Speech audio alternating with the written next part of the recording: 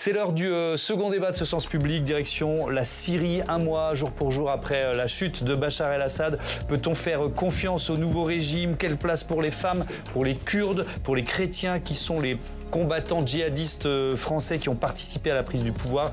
Avant de répondre à ces questions avec nos invités, retour sur cet espoir immense né le 8 décembre, cette porte ouverte aux retrouvailles. Antoine Joubeau. Scène de liesse à l'aéroport de Damas. Après de nombreuses années, ces familles se retrouvent enfin. Rim Tareb n'avait pas vu son frère depuis 17 ans. Ça a été si difficile de revenir en Syrie. Mon retour au pays est un miracle, Dieu merci. La réouverture des vols internationaux mardi est l'un des nombreux symboles de la fin du régime de Bachar el-Assad. Entre la sécurisation des villes et la libération des prisonniers politiques, les Syriens retrouvent la liberté de se déplacer librement. Regardez les gens et le marché. Nous n'avions plus l'habitude de toutes ces choses. Nous sommes enfin libres. Volonté de dissoudre les groupes armés, création d'une commission pour préparer le dialogue national. Le nouveau régime cherche à normaliser la situation et s'ouvrir à l'Occident. La semaine dernière, le ministre français des Affaires étrangères, Jean-Noël Barrot, rencontrait le nouveau dirigeant syrien. Il y a différents types de sanctions. Il y a les sanctions qui visaient Bachar el-Assad et les bourreaux de son régime. Ces sanctions-là n'ont évidemment aucune vocation à être levées. Il y en a d'autres, enfin, et nous en discutons avec nos partenaires européens, qui pourraient être levées, mais évidemment en fonction du rythme auquel sont pris en compte nos attentes. Et ce premier mois compte aussi des manqués. Le nouveau pouvoir a tenté de modifier les programmes scolaires et les baser sur l'islam radical, tollé dans la population. Le ministre de la Justice a été identifié sur des vidéos de 2015 où il participe à l'exécution de 2 femmes accusées de prostitution. Dernier en date, Ahmed Al-Shara refuse de serrer la main de la ministre allemande des Affaires étrangères. Ceux qui ont pris le pouvoir sont d'anciens djihadistes, certes assagis, recyclés, passés par le media training d'Al Jazeera et de la Turquie, et qui sont aujourd'hui en train de chercher des alliances de tous les côtés. La Syrie recherche aujourd'hui des appuis dans la région. Reste cette question en suspens. Le pays va-t-il pouvoir se réintégrer dans l'ordre international ? Et on débat de cette opération séduction des islamistes en Syrie avec Alaa Kodmani, bonsoir. Bonsoir. Bienvenue, vous êtes journaliste franco-syrienne, journaliste à Libération, spécialiste du Moyen-Orient. Didier Loraz, bonsoir. Bienvenue à vous aussi, journaliste en charge de la géopolitique de la défense et du terrorisme à l'agence France-Presse. Didier Bignon, bonsoir. Bonsoir. Bienvenue à vous, directeur adjoint de l'IRIS, directeur du programme Moyen-Orient Maghreb, et vous publiez La Turquie, un partenaire incontournable. Et on est ô combien dans notre débat sur la Syrie, c'est aux éditions Erol. Et évidemment, toujours à mes côtés dans cette semaine où l'on a décidé dans notre émission de soutenir celles et ceux qui pratiquent l'art de caricaturer. Éric Truand, dessinateur de presse. Je rappelle que Cartooning for Peace, vous en êtes membre et publie ce livre, ce recueil de dessins, Tenir la ligne, 40 dessins pour Charlie, qui vient de paraître. C'est dans la collection Tract de Gallimard. Vous allez caricaturer là aussi un certain nombre des personnages qui apparaissent ou qui existent depuis tant de décennies dans le paysage syrien. On est un mois, jour pour jour, après la chute éclair du régime de Bachar el-Assad. L'enthousiasme, l'espoir, est-ce qu'ils sont retombés à la Kodmani, ou est-ce que c'est toujours présent ? Non, c'est toujours présent. On est toujours un peu dans l'enthousiasme. Je dirais que l'euphorie est en train de retomber. Bon, c'est très alimenté aussi par les retours des Syriens, expatriés, exilés, etc., que ce soit d'Europe, des pays arabes ou des pays voisins. C'est un peu alimenté, ces retrouvailles avec le pays, avec les proches. Donc.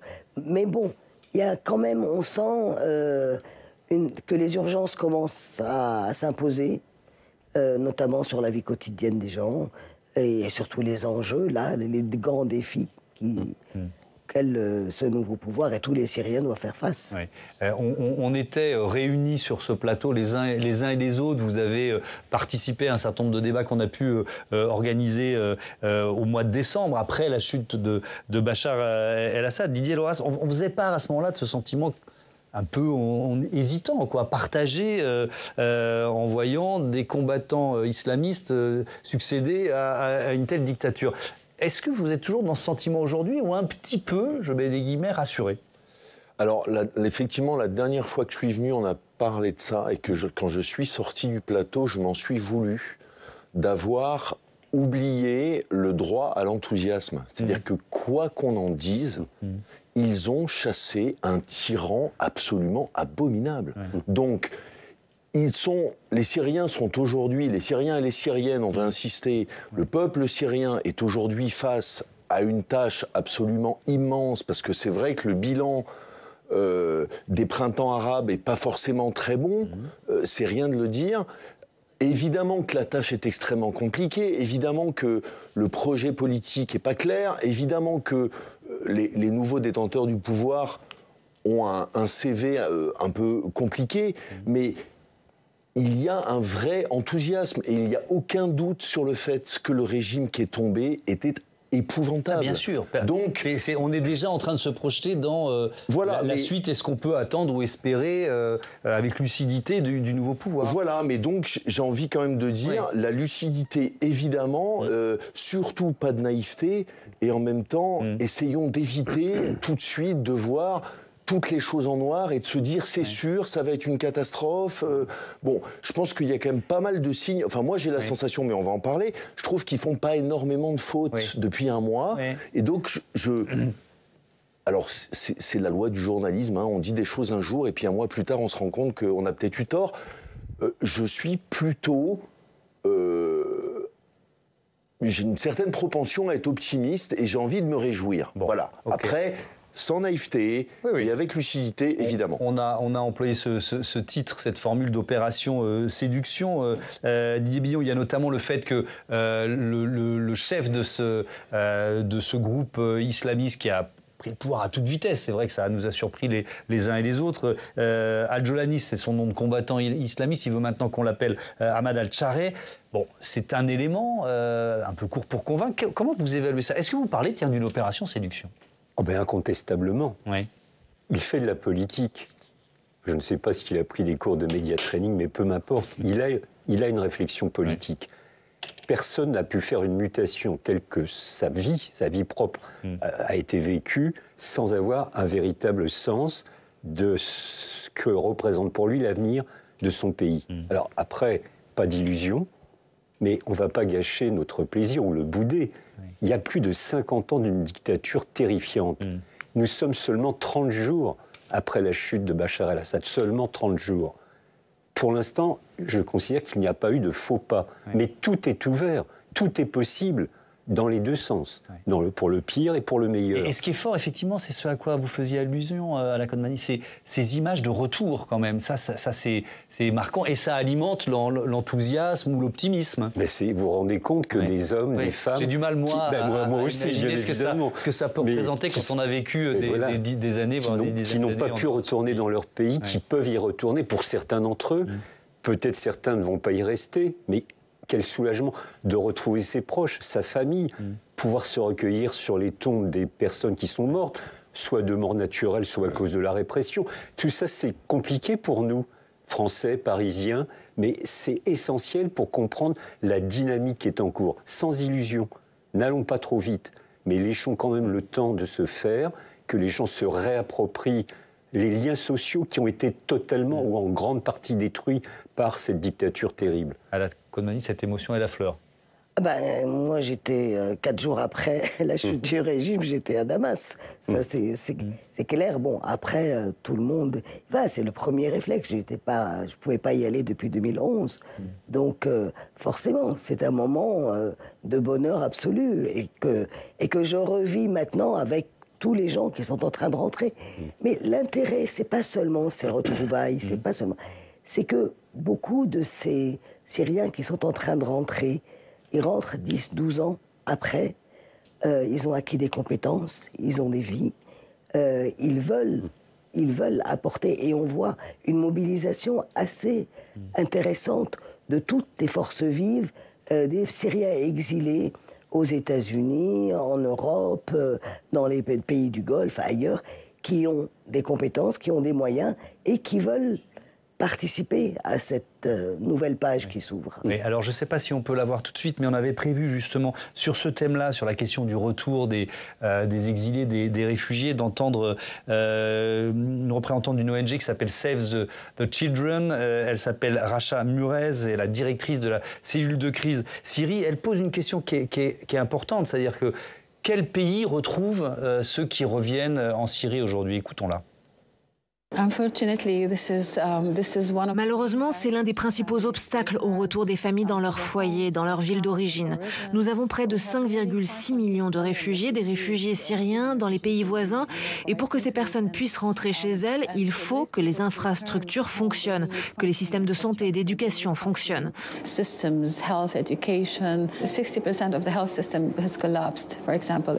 En Syrie, 60% du système de santé s'est effondré, environ 3 700 000 enfants ne sont pas scolarisés. 3.7 million children are out of school. Didier Laurasque, il faut imaginer l'état de destruction, l'état des infrastructures, des institutions, des administrations de la Syrie aujourd'hui. En partant du principe déjà que c'est un pays qui a vécu donc 13 ans de guerre civile, que le régime d'Assad s'est progressivement délité, que évidemment on a beaucoup parlé de l'armée dans l'espèce de déconfiture invraisemblable qu'elle a subie, mais c'est vrai encore une fois de tout ce qui vient d'être dit, là, les hôpitaux, les administrations, la justice, les écoles, tout ça. Et en imaginant en plus ce qui est un peu compliqué à théoriser, on va dire, puisque moi, je n'ai pas eu la chance d'aller à Damas, j'en rêvais, mais si ça ne s'est pas passé comme ça. Mais l'espèce de flottement avec la chute du régime, avec... alors politiquement, on a vu le Premier ministre qui tout de suite dit « je suis prêt à travailler avec celle qui était à ce moment-là encore la rébellion ». Mais... comment ils font sans savoir à qui s'adresser, qui est à la tête d'un ministère, qui a le pouvoir, où est l'argent, est-ce qu'on peut investir ici, est-ce que ont-ils seulement les moyens de remettre des vitres dans les classes des écoles dont les vitres ont été cassées. Enfin, on part de tellement rien que, enfin pas rien, mais on part d'un État au sens d'une administration au sens très large du terme. Qui est d'autant plus complexe à remettre en route que la question du pouvoir et de ce qu'on veut en faire n'est pas complètement fixée. Donc ça va mettre évidemment énormément de temps, mais juste un tout petit point là-dessus quand même, Al-Shareh, il a quand même fait des choses. Donc c'est le nouvel homme fort, parce qu'on l'a appelé Al-Jolani pendant plusieurs débats, c'est le nom qu'il souhaite avoir aujourd'hui, Al-Shareh. Voilà, donc Al-Shareh a quand même fait beaucoup de choses de cet ordre-là dans les territoires qu'il contrôlait avant le début de la rébellion. Il avait remis en place des hôpitaux, des écoles, des choses, une monnaie, enfin il y avait... Voilà, il y a tout à refaire et il a un tout petit peu d'expérience sur un petit territoire, ce qui évidemment n'est pas la même chose sur un grand. Et Éric Truand, vous avez un premier dessin à nous proposer, justement avec la figure d'Al-Jolani ou Al-Shareh. Oui, alors je vais plomber un peu l'ambiance, même si effectivement il nous faut à tous prendre au moins le temps de reconnaître cette énorme bouée d'oxygène pour le peuple syrien. Mais le dessinateur de presse ne peut pas s'empêcher de revenir immédiatement à l'ironie et au cynisme. Et donc il y a un appel effectivement au retour de la diaspora et des millions de Syriens qui ont quitté leur pays il y a plus de 10 ans. Alors en disant, voilà, il n'y a plus de communautarisme, vous êtes tous et toutes Syriens, sauf peut-être les Syriennes. Cette question-là, tiens, je veux bien vous entendre, les uns et les autres, peut-être vous pour commencer à la moi je suis épatée par les Syriennes, justement. Ouais. Alors aujourd'hui, ce matin, à Damas, se tenait une conférence de presse d'un mouvement de femmes politiques syriennes pour affirmer qu'elles veulent participer. Ce sont des femmes, il y en avait qui étaient déjà en Syrie, il y en a beaucoup qui venaient d'Europe ou d'ailleurs. C'est un mouvement qui s'était constitué au départ à Paris, en 2018, je crois. Et là, ils ont tenu une conférence de presse pour dire quelles sont les revendications, qu'elles veulent être partie prenante de toute l'organisation. Il y a une image, je vais la remontrer, même si elle a déjà été vue dans notre sujet d'ouverture de ce débat. C'est justement le nouvel homme fort de la Syrie qui refuse de serrer la main de la ministre allemande des Affaires étrangères. Il y a le ministre français, Jean-Noël Barrot, il lui serre la main, et la ministre, il fait un autre geste. Elle lui répond, d'ailleurs, c'était prévu, je crois, diplomatiquement. Est-ce que c'est anecdotique, Digne Billon, ou est-ce que c'est quand même un peu, inquiétant ? Non, ce n'est pas anecdotique. Mais M. Al-Shareh ne s'est pas converti à la social-démocratie scandinave. Il a sa propre histoire, nous l'avons évoqué brièvement tout à l'heure. Il a ses valeurs, on ne les partage peut-être pas. Il est maintenant au pouvoir. Oui, il ne faut pas s'attendre à ce qu'ils mettent en place une démocratie à l'occidentale. C'est clair et net. Il faut qu'on ait un peu d'ouverture d'esprit aussi. Bon, je pense qu'il ne faut pas faire trop de commentaires sur cette fameuse poignée de main qui n'a pas eu lieu. Mais si on regarde très attentivement la séquence, on s'aperçoit d'ailleurs que M. Barrot ne lui serre pas la main au sens où nous l'entendons, nous. C'est une manière particulière. Alors, je suis d'accord avec vous, mais je vous montre une autre photo. Pardon de vous interrompre. C'est celle de l'actuel ministre de la Justice, il s'appelle Chadi Al-Waissi. Il y a une ancienne vidéo qui est ressortie sur les réseaux sociaux, image qui montre l'exécution sommaire d'une femme qui était accusée de prostitution. Ça s'est passé en pleine rue à Idlib il y a plusieurs années. Aujourd'hui, donc, il était juge et il est maintenant ministre de la Justice. Là, on ne va pas faire abstraction du passé de ces hommes, quoi. Vous voyez ce que je veux dire ? Et personne ici ne veut le faire. Mais c'est inquiétant pour la place des femmes dans la société syrienne telle que ce nouveau pouvoir peut la concevoir. Non, il y a deux éléments, je pense. C'est tout d'abord le fait qu'il ne faut pas se faire d'illusions. Mais c'est vrai à l'égard de tous les pouvoirs, quels qu'ils soient. Et celui-ci a une trajectoire singulière au vu de la situation, non seulement de la guerre civile depuis 2011, mais de tout ce qui a précédé, ne l'oublions jamais. C'est plus de 50 ans de dictature, donc tout ça est très marquant. Ça, c'est le premier élément, donc il faut en tenir compte et ne pas se faire d'illusions. Évidemment, la référence à ce ministre de la Justice est choquante et pose problème au-delà du choc émotionnel. Ça pose une véritable question. Donc pas d'illusions, pas de concession, mais la nécessité de dialoguer parce qu'eux aussi en ont besoin. Puis la deuxième chose, et très rapidement, c'est ce qu'on appelle, alors évidemment il faudrait mieux le définir, mais la société civile. Le peuple syrien, il a quand même su résister. Résister parfois en silence, parfois ouvertement. Ce qui vient d'être évoqué sur cette conférence de presse des femmes, c'est plus qu'un symbole.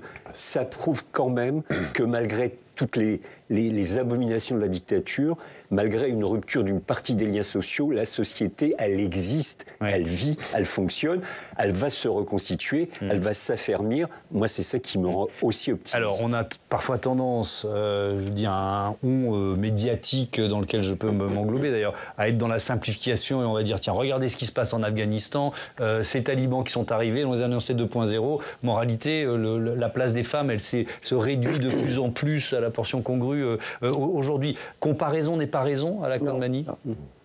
Ça n'arrivera pas en Syrie. Non, ça n'arrivera pas. Ça ne peut pas arriver. D'abord parce que la Syrie n'est pas l'Afghanistan. Qu'il y a une histoire de civilisation millénaire, qu'il y a aussi des forces vives. Je veux dire, c'est un pays qui a toujours été divers, participatif, etc. Donc, et les femmes que vous avez rencontrées à Damas, elles sont dans un état d'esprit combattant D'abord, elles étaient très heureuses. Elles étaient ravies, enchantées. Ça, on le comprend. Elles manifestaient dans la rue, elles chantaient avec tout le monde.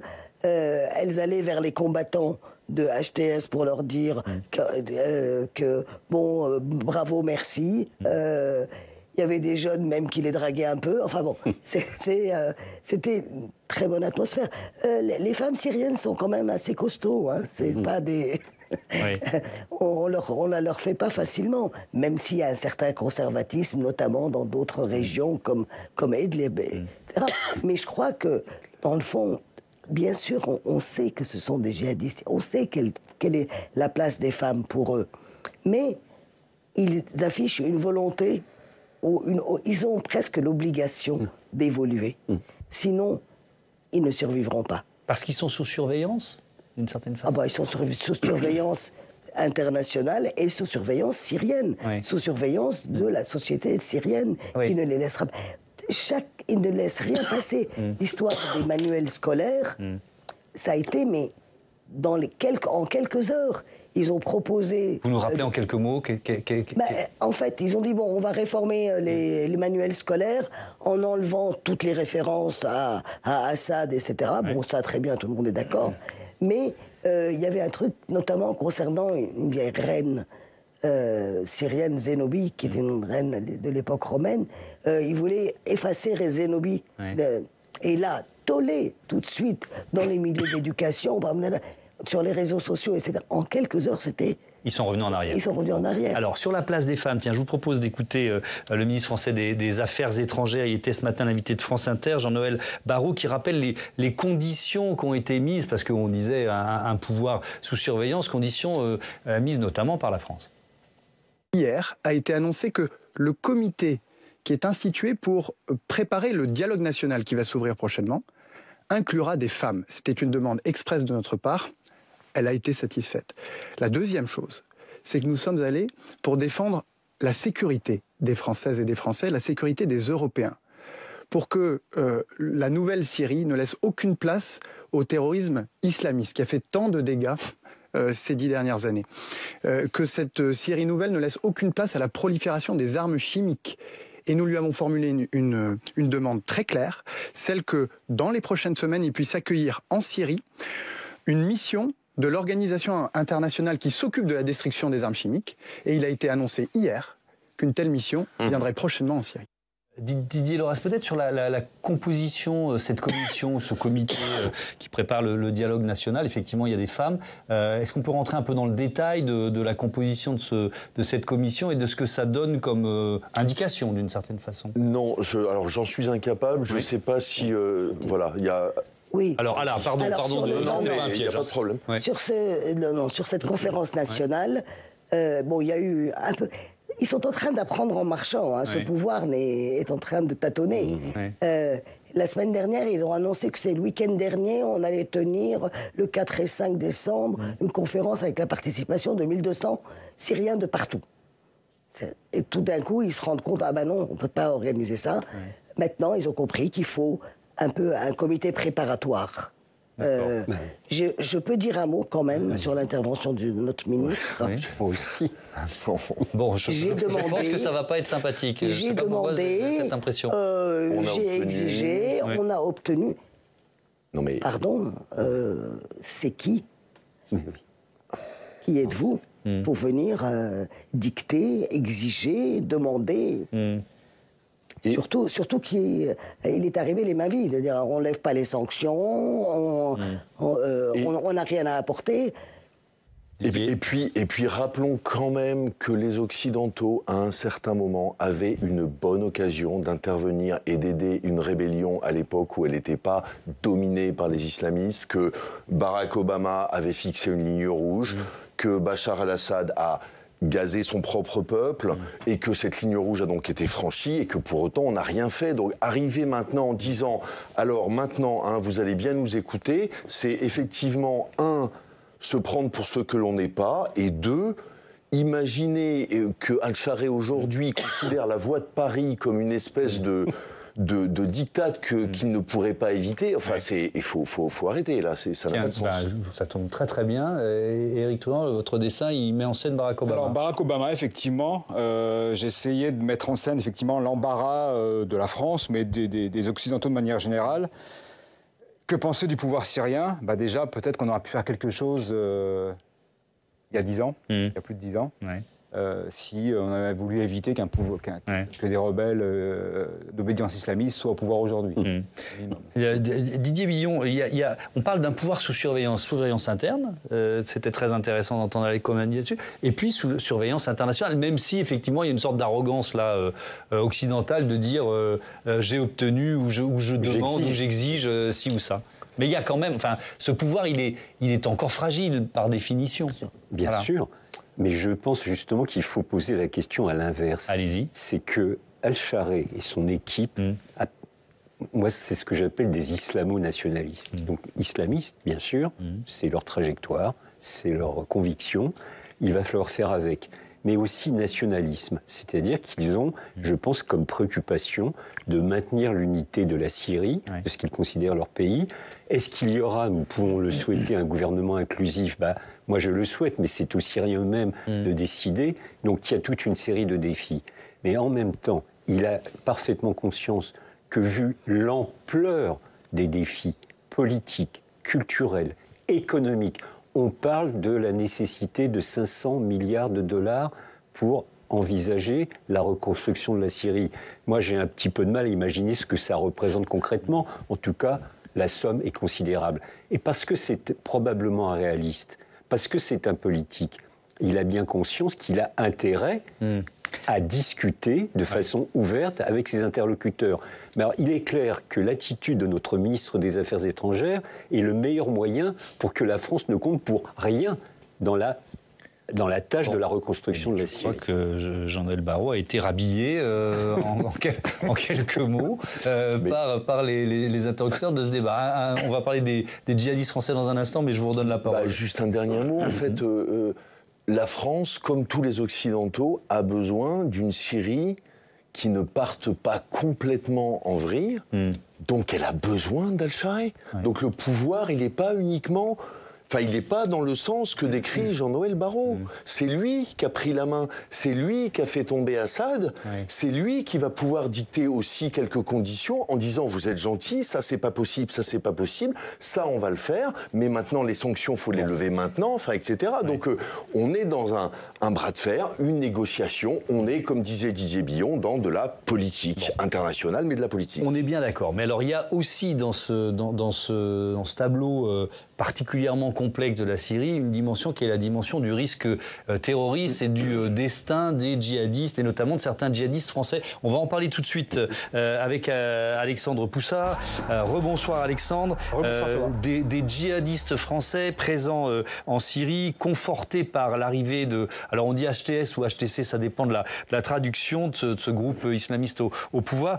Peuvent-ils représenter une nouvelle menace terroriste ? Eh bien d'abord, il faut rappeler qu'entre 2013 et 2016, 1500 Français sont partis en Syrie pour faire le djihad et la guerre à Bachar al-Assad. Aujourd'hui, plusieurs centaines d'entre eux sont encore sur le sol syrien, avec différents groupes de djihadistes français à distinguer. D'abord, il y a les djihadistes français qui sont libres et qui ont participé à la chute du dictateur syrien. Il serait une centaine. Parmi eux, une dizaine font partie du groupe HTC qui est arrivé au pouvoir. Ils ne sont pas considérés comme dangereux par les services de renseignement. En revanche, des questions se posent sur un groupe de djihadistes français autonomes qui s'appelle la Brigade des étrangers. Cette brigade a participé à la bataille de Damas en décembre et est dirigée par un homme, Omar Diaby, un Niçois que vous voyez sur cette photo, puisqu'il a été filmé il y a plusieurs années en Syrie par les équipes de France 2 et de compléments d'enquête, et qui, dans les années 2010, Omar Diaby, par ses vidéos sur Internet, a embrigadé de nombreux Français dans le djihadisme. Alors nos confrères de France 2 ont de nouveau rencontré cet homme quelques jours après la chute de Bachar al-Assad, et Omar Diaby affirme que ces hommes ne comptent pas rentrer en France. Je le cite, « On est trop bien en Syrie ». Il assure qu'aucun de ces hommes ne prépare un attentat sur le sol français. Bon, en même temps, il n'allait pas l'annoncer à nos confrères de France 2. Mais bon, je garde ma réflexion pour moi. En revanche, il y a plus d'inquiétudes concernant les djihadistes français emprisonnés dans le nord-est de la Syrie. Oui, on va écouter sur ce point l'universitaire Gilles Kepel. Ce qui pose le plus gros souci, ce sont ceux qui sont toujours incarcérés par les Kurdes dans le nord-est du pays, parmi lesquels il y a des gens vraiment extrêmement radicaux, des cadres de Daesh, des combattants, et on ne sait pas ce qu'il en est encore de ce qui va se passer dans le Rojava, c'est-à-dire dans le nord-est syrien.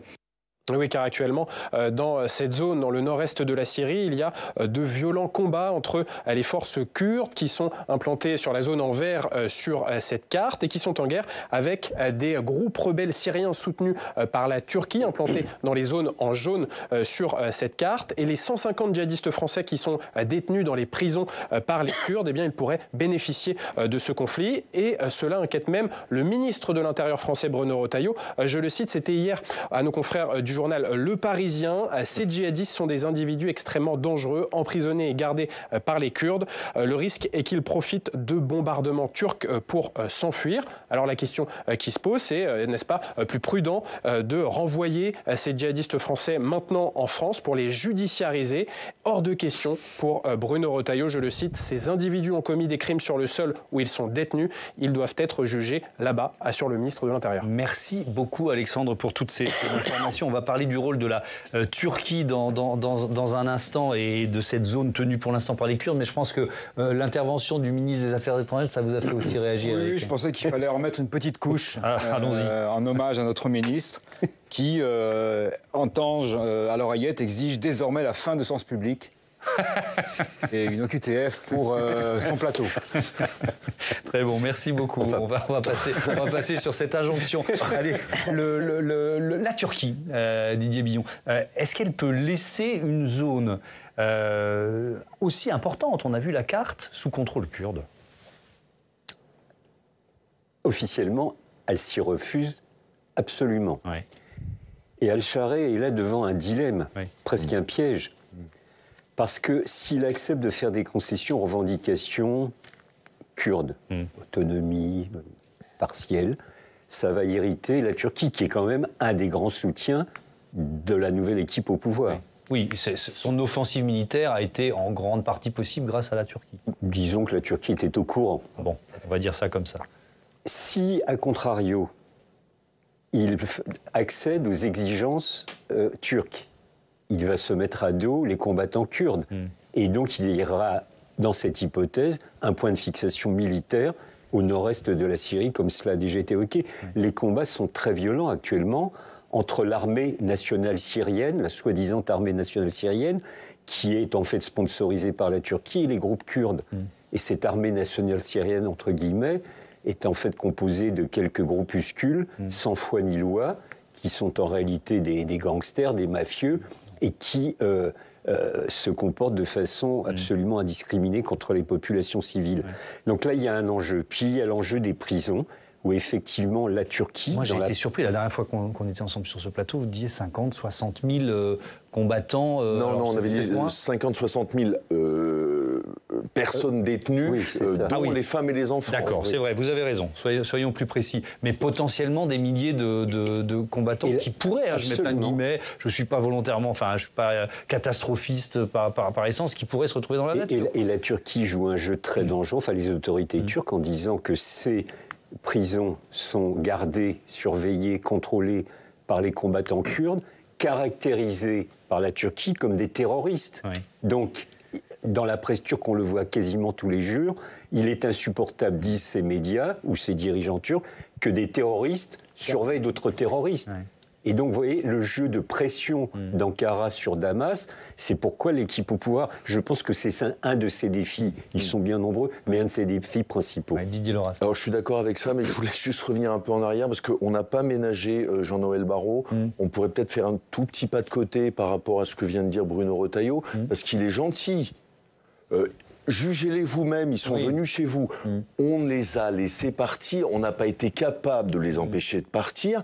Et tous les experts un tout petit peu sérieux sur le sujet disent qu'il faut que chaque pays les rapatrie. Pourquoi est-ce qu'on n'en veut pas? Parce qu'il faudrait les mettre dans les prisons, qu'ils vont être extrêmement compliqués à gérer, qu'ils vont endoctriner d'autres personnes. Donc on préfère prendre le risque qu'éventuellement ils s'évadent des prisons dans lesquelles ils sont. On préfère les laisser aux autres. Il me semble que aujourd'hui, objectivement, la France, le système pénitentiaire, judiciaire, policier français est plus capable que son équivalent syrien de s'en occuper. Donc là, il y a quand même une espèce de façon de dire non, alors vous êtes gentils, vous nous les gardez, mais ils sont français. Assumons-le. Ramenons les femmes et les enfants déjà. Voyons les enfants, il faut leur réapprendre à vivre dans un monde normal. Les femmes, il faut voir celles qui peuvent sortir et celles qui doivent rester en prison. Et les combattants, on les juge, on s'en occupe. Mais ils sont français. Donc, je suis désolé, mais il n'est pas le seul à le penser. Emmanuel Macron non plus n'en veut pas. C'est vrai que c'est très compliqué électoralement de dire on va faire revenir je ne sais combien de fous furieux qui n'ont qu'une envie, c'est de nous égorger. Et dont judiciairement, parfois, on n'a pas énormément de choses pour les garder en prison longtemps. Donc oui, c'est très compliqué. Mais cette façon de le dire, bon, c'est à eux de les juger, soyons sérieux. Attends, et qui c'est eux? Là, c'est une force autonome kurde qui n'est même pas l'État central syrien. C'est même pas un État. Oui, c'est ça. On confie à une force autonome la surveillance d'hommes potentiellement. On a compté sur vous et on va compter sur vous jusque quand ils n'ont même pas de juridiction, les Kurdes, pour les juger. Si jamais. Ça n'existe pas. Il n'y a pas de système. Alors, on va ouvrir une page consacrée à Bachar el-Assad et vous avez un dessin à nous proposer, peut-être même plusieurs. Même plusieurs. J'ai effectué des recherches pendant l'émission. Alors, où est Bachar? Où est Bachar? Alors, il n'est pas là. Oui. Alors, on reconnaît tous cette très grande table, chère à Vladimir Poutine pendant la période Covid. Qui est une image que tous les dessinateurs de presse ont exploitée et surexploitée, qui est une image super intéressante pour nous. Donc, il n'est pas là. Alors, autre option. Option poupée russe, effectivement. Derrière Bachar ou en dessous de Bachar, le nouveau régime, alors qui n'a rien à voir avec celui de Bachar. Et troisième option, je suis allé chercher un petit peu dans nos contrées. Où est Bachar? Pas de nouvelles. Ni de la part de Jean-Luc Mélenchon, ni de la part de Marine Le Pen. Pas de nouvelles, on va dire bonne nouvelle. Ouais. Où est Bachar? Tiens, personne autour de cette table n'a vraiment... Enfin, il est en Russie? Oui, il est à Moscou. Oui.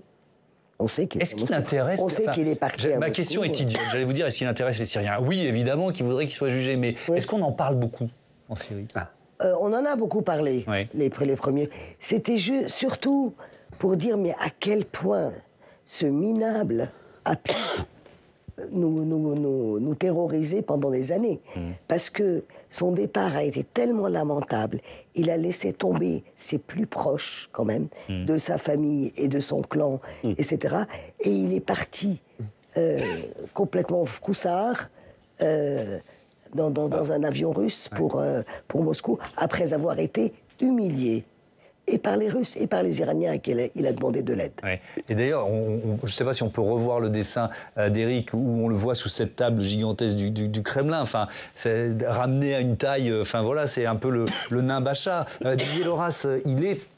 Enfin, c'est une évidence ce que je suis en train de dire, mais ça va vous permettre d'être beaucoup plus précis que moi. Il est dans la main de Vladimir Poutine. C'est-à-dire que si on se pose la question du destin, même peut-être judiciaire d'un Bachar el-Assad, je ne sais pas s'il pourra être jugé un jour, tout le monde l'espère, mais c'est Vladimir Poutine qui décide, quoi. Absolument. Et Vladimir Poutine, je ne vois pas au nom de quoi il s'amuserait à livrer quelqu'un qui a été un de ses alliés à la justice occidentale, qui là, en l'occurrence, serait un peu une justice de vainqueur. Parce que ça enverrait un très très très mauvais signal pour tous les autres alliés de Poutine. Mais je voulais juste rajouter un mot à ce que vient de dire ma consoeur, c'est que l'humiliation, et là-dessus j'ai pas encore vraiment d'explication, elle vient aussi du fait que contrairement à tous les autres autocrates qui ont dû quitter le pouvoir, à aucun moment son armée ne s'est battue pour lui.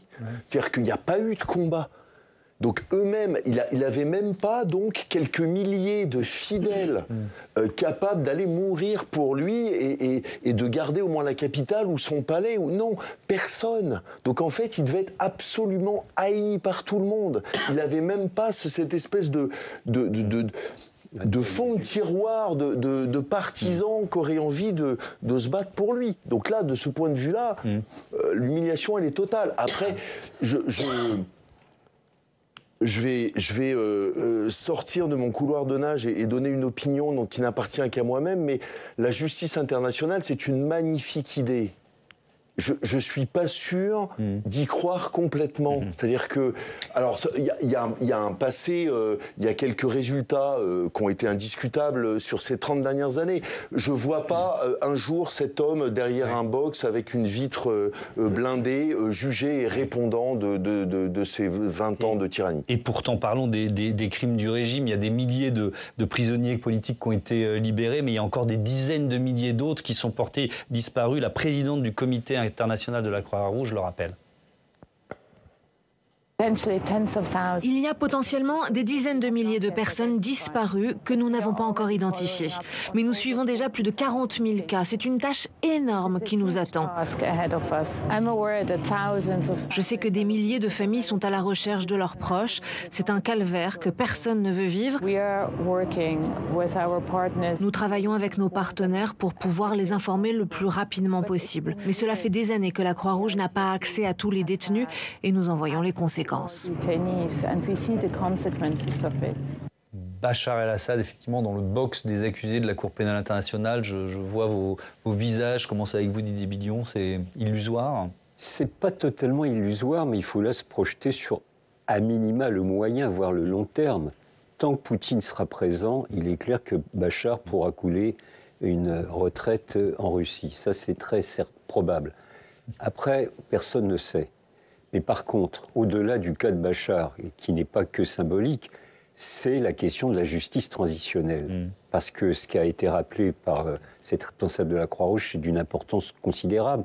Et je reviens à la société syrienne. Pour que cette société puisse se projeter vers son avenir, qu'elle reconstruise son pays et qu'elle fasse société, et bien évidemment, il faudra que la justice passe. Alors, c'est pas pour demain matin, il n'y a plus d'appareil judiciaire en tant que tel. Ça sera une des fort nombreuses tâches de reconstruction d'un État, donc avec un pan justice. Et je pense qu'il y a un certain nombre de bourreaux, d'assassins, de geôliers qui devront en passer par la justice. Et je pense que pour la société syrienne, c'est très important pour les 5-10 ans à venir. À la Kodmani, justement, il nous reste une minute. À vous le dernier mot sur ce thème-là, sur la réparation.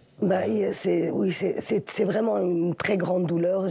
J'ai juste une image pour terminer. Aujourd'hui, une des places centrales de Damas, à Masjid, avec une grande colonne, est tapissée de photos de ces jeunes disparus, enfin de ces des personnes disparues et dont les familles les entourent et sont sur la place en train de demander pour voir si quelqu'un a identifié leur proche qui a disparu depuis des fois 10, 12 ans.